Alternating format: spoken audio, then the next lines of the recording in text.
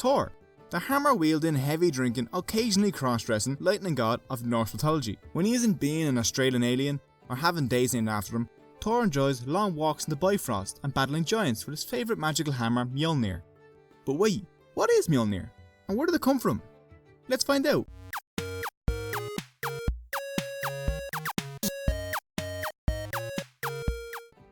Thor's archenemy is the dragon Jormungandr. We'll discuss him later on, but if you'd like to find out more about dragons and their history, check out this excellent video by Phrenomythic. So our story begins with Loki shaving the golden head of Thor's wife Sif.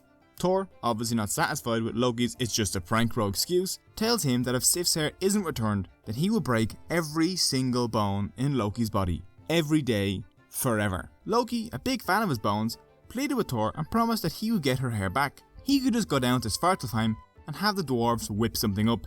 Down in Svartalfheim, Loki talks to the sons of Ivaldi.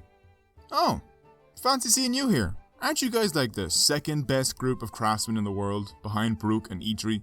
Now, while they may be great smiths, the sons weren't the brightest. They yelled that they were in fact the best and would prove it. Loki gave them the opportunity.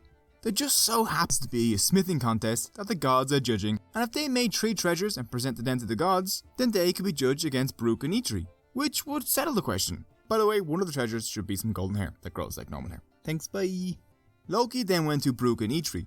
They were a little brighter and didn't fall for the same trick. "Yeah, we know we're the best smiths, but we'll join your contest anyway. If we win, we get to cut off your head, Loki. I'm sure we could put it to better use." Loki agreed, because he knew that he could just sabotage whatever the dwarves made. Eitri went into the forge and began crafting. Brooke was working the bellows, while Eitri forged the treasures.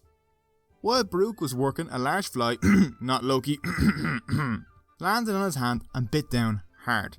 Blood spilled out, but Brooke continued to work anyway. They started on their second treasure, and this time the fly bit Brooke on his neck, even harder. But again, Brooke continued to work away. After finishing this treasure, Eitri told Brooke that he was now going to create his masterpiece. So Brooke had to maintain the bellows at an exact speed, or else everything would be ruined. Loki, the fly, panicking now, landed on Brooke's eyelid while he was working the bellows and bit his eye. Brooke, now blinded by blood and rage, took his hand from the bellows for a single second and tried to swat the fly. Eitri entered the bellows room and looked disappointed.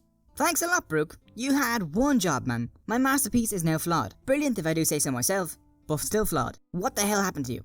"Well, there was a giant..." "Doesn't matter. Go to Asgard with these treasures and bring back Loki's head. I'm off to go take a nap."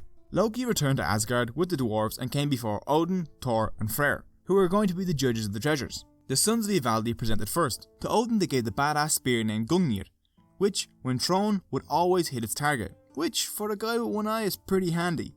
To Thor they gave golden hair that would grow just like normal hair, which he promptly plopped on Sif's big bald head. And to Freyr they presented Skidbaldnir, a boat that could be folded up like a napkin and fit inside your pocket, thus founding IKEA. Brooke then quite confidently presented his own treasures. First he gave Odin an arm ring called Draupnir. Every ninth night this arm ring would spawn 8 other rings just as valuable. To Freyr they gave a giant golden boar, Gullinbursti, a boar that was faster than any horse and whose golden bristles could light the way in the darkest night. Brooke apologised for the next treasure, saying that it was flawed due to his mistake. He presented it to Thor. "This is Mjolnir. This hammer is indestructible. Ooh, I'm always breaking hammers. Whenever you throw it, it will always return to you. Ooh, I'm always losing hammers.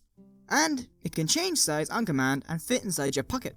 I love it. This is the greatest treasure I've ever seen. Brooke wins, right, everyone? Right, Dad? All the other gods agreed that it was a great treasure in all fairness, and would help defend against the frost giants. Brooke was declared winner and Loki had to give up his head. Loki offered his head, but claimed that his neck was not part of the deal. So Brooke couldn't cut his neck, and all the other gods, unfortunately, had to agree. So Brooke walked up to Odin and whispered in his ear. "That seems reasonable. Go ahead." So instead of cutting Loki's head off, Brooke settled with simply sewing his mouth shut. Thor's hammer would prove invaluable when fighting against his enemies.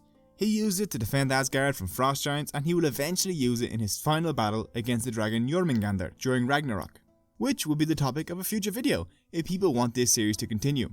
But if you just need more mythology or dragons in your day, go check out a video Phrenomythic has made on the origins of dragons. It's brilliant and he's a friend of the channel. Thanks for watching and I hope you enjoyed the video. If you have any favourite Norse myths, let me know in the comments below. Please follow me on Facebook, Twitter or Reddit to stay up to date.